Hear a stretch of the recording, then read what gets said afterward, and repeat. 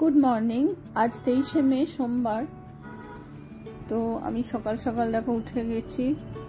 এখন বাজে ঘড়িতে 6:45।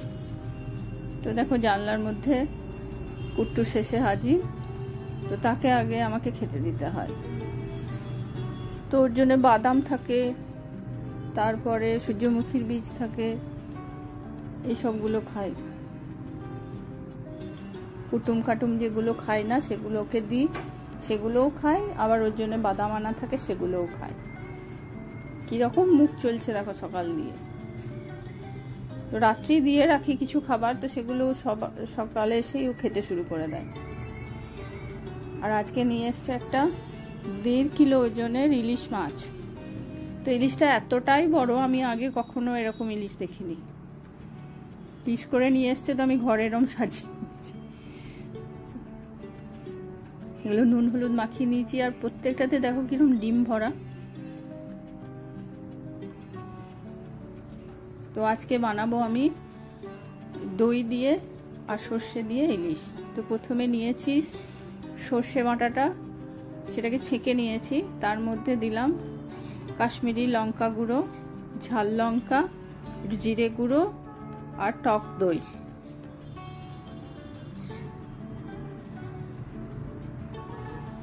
তার সঙ্গে দিলাম কয়েকটা কাঁচা লঙ্কা, একটু লবণ, হলুদ আর সর্ষের তেল।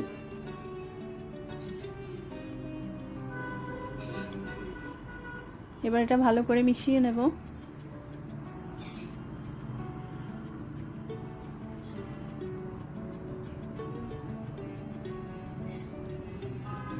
কড়াই বসিয়ে দিয়েছি। এবার সর্ষের তেল দিলাম, কালো জিরে, শুকনো লঙ্কা।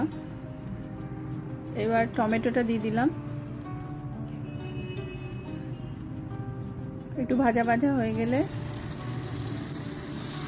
এবার ওই গুলে রাখা যে জলটা ছিল সর্ষে দিয়ে, সেটা দিয়ে দিলাম। খুব সহজ রান্না আর খুব কম টাইমে হয়। ঝোল ফুটতে শুরু করেছে, এবার মাছগুলো দিয়ে দেব।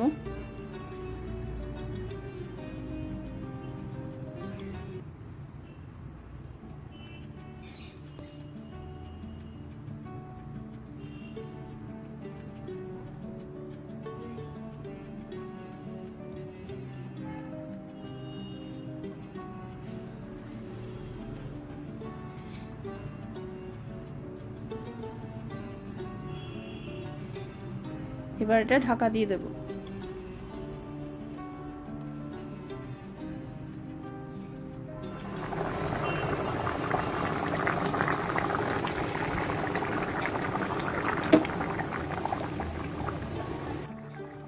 দেখো মাছ রান্না হয়ে গেছে।